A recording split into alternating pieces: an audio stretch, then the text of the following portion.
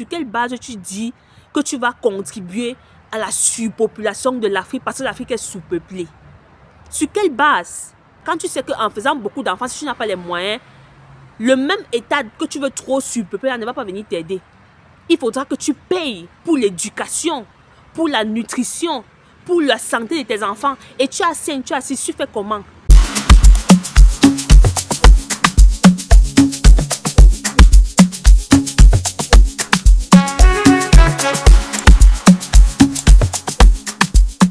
Salut les amis, j'espère que vous allez bien. Aujourd'hui, je reviens sur la vidéo des enfants. Vous savez, j'ai fait il y a quelques jours une vidéo où je disais aux Africains qu'il faut qu'on apprenne à être responsable dans le choix du nombre d'enfants qu'on fait en tant qu'Africains sur le continent. J'ai donné mes arguments en observant la société occidentale et africaine, les dégâts que le nombre d'enfants que les gens font, les familles démunies qui ont 5-6 enfants et qui n'arrivent pas à s'en occuper, les dégâts que ça cause sur l'éducation, sur l'épanouissement de leurs enfants. Et les dégâts que ça cause aussi dans la famille, notamment sur les élites de leur famille. Alors, il y a des gens qui étaient d'accord avec ce que j'ai dit et qui ont partagé leurs expériences. Et il y a d'autres qui n'étaient pas d'accord, soit disant c'est une vision occidentale de la vie, en se justifiant sur le fait que l'Afrique est sous-peuplée et donc faire les enfants contribuera à peupler l'Afrique. Alors, ce commentaire dit: l'Afrique est un continent sous-peuplé, donc le problème n'est pas de faire des enfants ou pas. Le problème en Afrique, c'est nos dirigeants qui pillent nos deniers publics au lieu d'investir pour le bien-être du peuple. Quand je parlais la dernière fois du fait que faire beaucoup d'enfants n'est pas forcément une décision réfléchie, la majorité des personnes qui n'étaient pas d'accord mettaient justement comme argument le fait que l'Afrique soit sous-peuplée. C'est vrai, l'Afrique est sous-peuplée, mais le problème c'est que ce n'est pas toi, la personne lambda, ce n'est pas ta responsabilité à toi de peupler l'Afrique. C'est ce que les gens ne comprennent pas. La responsabilité du peuplement d'un pays repose sur l'État, le gouvernement qui est en place. Quand vous voyez les dirigeants des pays africains, vous pensez qu'ils ne connaissent pas l'histoire de l'Afrique? Quand vous voyez les dirigeants de nos pays, vous pensez que c'est vous qui leur apprenez que l'Afrique est sous-peuplée? Attention, pour beaucoup, c'est des gens qui ont étudié dans des grandes écoles. C'est des gens qui connaissent l'histoire des pays dans le monde. Ils connaissent l'histoire de l'Afrique, ils connaissent l'histoire de l'Occident. Ils connaissent ce qu'on a vécu en tant qu'Africains. Alors demandez-vous pourquoi l'État qui est responsable du peuple ne met pas en place des mesures justement pour encadrer cette natalité-là. C'est la question que vous devrez vous poser. Parce que si toi, personne lambda, tu prends sur toi avec tes grands idéaux, je dois faire beaucoup d'enfants parce que l'Afrique est sous-peuplée, tu vas te planter. Pourquoi? Parce que dans le pays où tu vis, il n'y a pas de politiques familiales qui sont mises sur pied pour t'encadrer, toi qui es pauvre, qui fait 5-6 enfants et qui n'a pas les moyens de les entretenir comme il faut. C'est ce que tu ne comprends pas. C'est ça la différence. Ces politiques sociales et familiales qui existent dans tout pays qui se respecte et respecte ses citoyens sont absentes dans beaucoup de pays en Afrique, notamment les pays d'Afrique francophone. Je ne vais pas parler pour toute l'Afrique parce que je ne connais pas l'expérience de tous les pays africains. En Afrique francophone, il n'y a pas encore de politiques sociales familiales pour encadrer ces populations démunies, ces familles nombreuses, comme on constate pour nous qui sommes ici en Occident.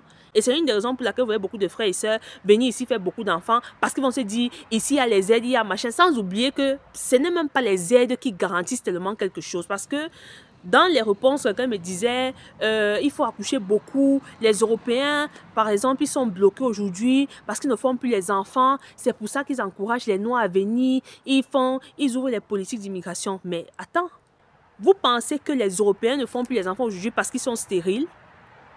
Il y a plein de couples européens qu'on voit ici tous les jours. Certains ont 1, 2, certains n'en font même pas.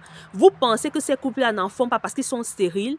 Vous pensez que les politiques qui sont mises sur pied, l'argent du mois qu'on donne à l'enfant de 1 à 3 ans et tout, vous pensez que ces gens ne sont pas au courant de ça? Vous pensez qu'ils ne voient pas ces aides sociales que leur État met sur pied? Vous pensez que c'est vous les Africains qui êtes très malins et qui profitent de ces aides sociales-là? Eux aussi peuvent en profiter, mais pourquoi ils ne veulent pas faire d'enfants? C'est la question que je vous pose en fait. Les jeunes couples qui sont là, pourquoi ils ne font plus d'enfants? C'est ça la question.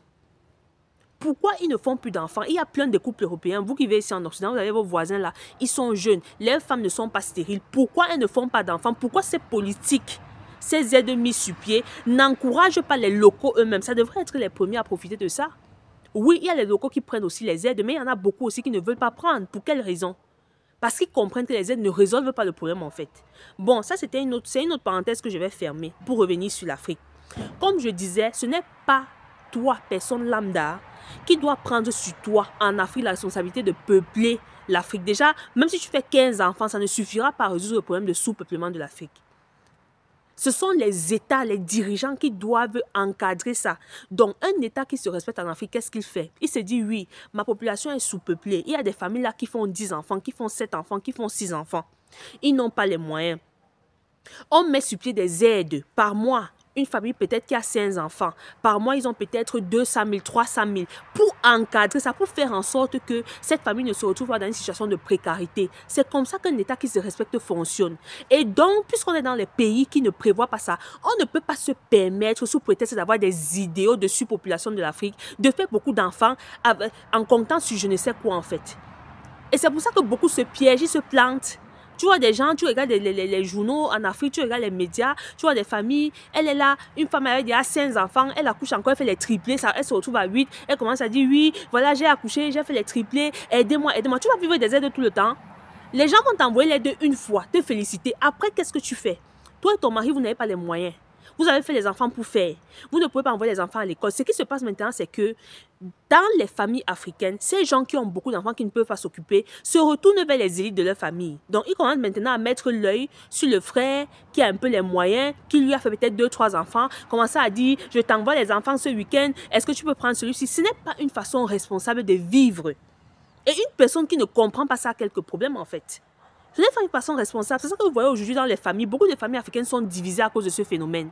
Vous voyez dans certaines familles, chaque personne a fait ses enfants. Peut-être un a fait 2, ou alors a fait un seul, ou a fait 3. Il ou elle s'est battu à créer quand même, à créer des activités, à avoir des business pour gérer ses enfants, à leur payer de bonnes écoles, à leur donner une éducation de qualité. À côté là des frères et des sœurs, qui eux, parfois vous voyez les femmes dans les familles, les tantes, elles ont passé le temps à faire 5-6 enfants, elles ne sont pas mariées, elles continuent à faire des enfants avec des pères différents. Et demain, ces enfants-là commencent à jalouser leurs cousins. Donc, au lieu de te plaindre d'abord de ton parent qui n'a pas été très sage, très futé, de se dire, attention, je suis une femme, je n'ai pas un homme à côté de moi. J'ai déjà 2. Est-ce que ça vaut pas la peine d'arrêter de m'occuper d'abord de ces 2-là et continuer à faire 5-6? Maintenant, tes enfants grandissent, ils sont frustrés. Ils commencent à jalouser leurs cousins qui, eux, ne leur ont rien demandé. Et deuxième chose, au lieu que les gens en Afrique qui n'arrivent pas à s'en sortir, qui ont des enfants qui n'arrivent pas à éduquer, se tournent vers l'État. C'est l'État qui doit gérer ce genre de situation parce que en Afrique, on prélève les taxes, les impôts, les gens payent le contribuable et tout. Qu'est-ce que vos États font de cet argent? C'est vers eux que vous devez vous tourner, mais vous laissez le responsable et vous mettez vos frustrations sur les élites de vos familles. Tu vois, c'est comme ça que tu entends des jeunes dire, eh, vraiment, il y a mon oncle là, il a les moyens, il ne s'occupe pas de nous, nous on est là, on souffre. C'est pas la responsabilité de ton oncle d'assumer les erreurs de calcul de tes parents en fait. C'est pas la faute à ton oncle si tu vis dans un état qui s'en fout des jeunes. C'est pas la faute à ton oncle. Ton oncle peut t'apporter un soutien pendant un moment, mais il ne doit pas te prendre en charge quand tes propres parents sont là et ne font rien. Quand tu as un état qui est censé subvenir à tes besoins. Est-ce que vous comprenez ce que je dis, les amis? Donc, le fait qu'on ait des mauvais dirigeants, des mauvais états, ça entraîne aussi tous les problèmes qu'on a dans nos familles. Parce que vous voyez les familles aujourd'hui, beaucoup de familles sont divisées les problèmes parce que c'est un problème de jalousie. Parce qu'il y a peut-être la tante qui, elle a un peu de moyens, elle a peut-être ses 2 enfants, elle s'occupe bien de ses enfants. De l'autre côté, elle a sa soeur qui a fait 6-7, elle est pauvre. Ça entraîne des histoires de jalousie, les cousins et les cousines qui se jalousent. Ils commencent à mettre la faute sur les personnes qui ne sont pas responsables des mauvais choix de vie de leurs parents. C'est ce que je suis en train de dire aux Africains. Vous ne pouvez pas tout le temps continuer à compter sur les élites de vos familles et être une charge pour eux. C'est pour ça que la richesse aussi, on n'arrive pas à perpétrer la richesse en Afrique. Parce que la personne qui sort un peu du lot en Afrique, qui a un peu de moyens, peut-être à travers ses business et tout le monde dans la famille, ses soeurs, ses frères qui ont fait les enfants et qui n'arrivent pas à s'en sortir, se tournent vers lui. Et quand il est épuisé, il n'arrive pas et qu'il veut dire non, tout le monde se fâche. Non, il ne nous aide pas, l'oncle ne nous aide pas, la tante ne nous aide pas. Ce n'est pas à votre tante de vous aider tout le temps. C'est à vos parents d'être responsables. Vos parents ont été irresponsables en pensant qu'on peut faire beaucoup d'enfants pour compter sur Dieu, pour compter sur la providence ou je ne sais quoi. Soi-disant, ils ont ces paroles-là qui s'aiment dire l'enfant c'est la richesse. Non, attention. Nos parents à l'époque qui avaient de grandes terres, ils avaient des terres et tout, ils faisaient des enfants parce qu'ils avaient besoin de la main d'œuvre.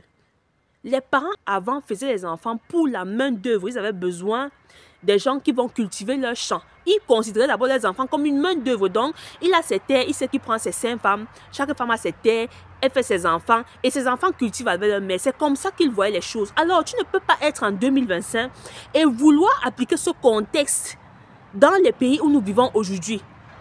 Dans les pays capitalistes où la vie est de plus en plus chère. Toi-même qui parles, tu ne fais pas l'agriculture. Tu comptes sur quoi? Les gens me disent non, l'argent n'est pas important. Mais il faut être con aujourd'hui pour dire que l'argent n'est pas important. Tout aujourd'hui est financier. Partout où tu passes, c'est d'abord l'argent. Tu fais comment dans le monde aujourd'hui pour vivre sans argent? Comment tu fais? Même nos villages aujourd'hui, c'est en train de se moderniser. Ce n'est plus comme avant.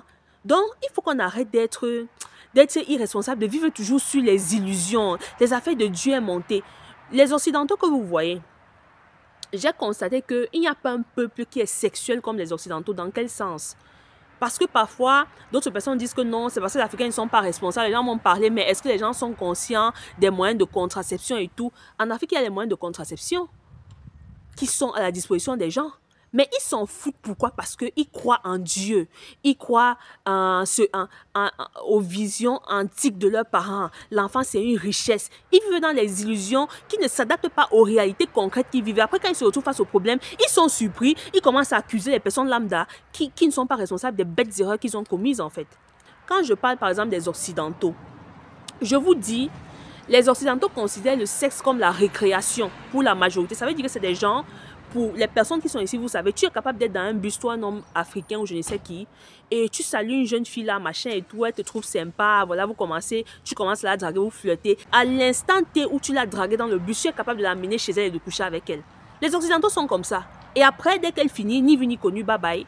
Donc, ils voulaient juste satisfaire un désir, voilà, peut-être découvrir. Ils sont comme ça. Donc, pour dire que si on veut parler, ok, de sexualité, le peuple qui vraiment prend de la sexualité comme boire un verre d'eau, c'est les Occidentaux. Mais demandez-vous pourquoi ils sont, malgré qu'ils sont tellement actifs sexuellement, malgré qu'ils sont tellement, on peut dire, volages et tellement... ils n'ont pas une certaine retenue face au sexe. Pourquoi ils ne font pas 5-6 enfants comme les Africains?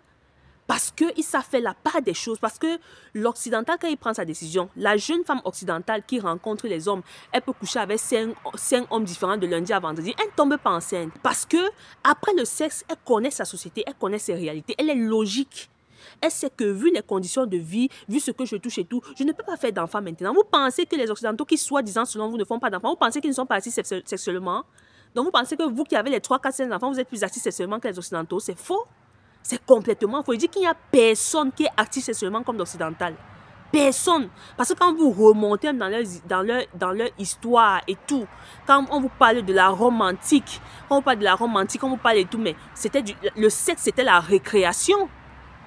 D'accord? Allez regarder l'histoire de la Rome antique, comment ils vivaient. Donc, c'est des gens, malgré qu'ils soient hautement sexuels, malgré qu'ils soient très sexuellement actifs et assez volages, assez voilà, ils ne font pas les enfants n'importe comment.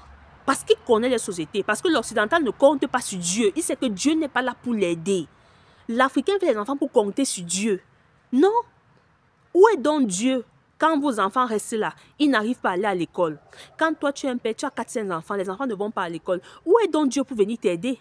C'est comme ça qu'après vous vous plaignez, vous commencez à jalouser vos frères et sœurs. Dans les familles, on le voit. J'ai dit beaucoup de jalousie aujourd'hui dans les familles africaines sont basées sur certaines irresponsabilités en fait de certains parents. Les jalousies entre cousins et cousines sont basées sur ça.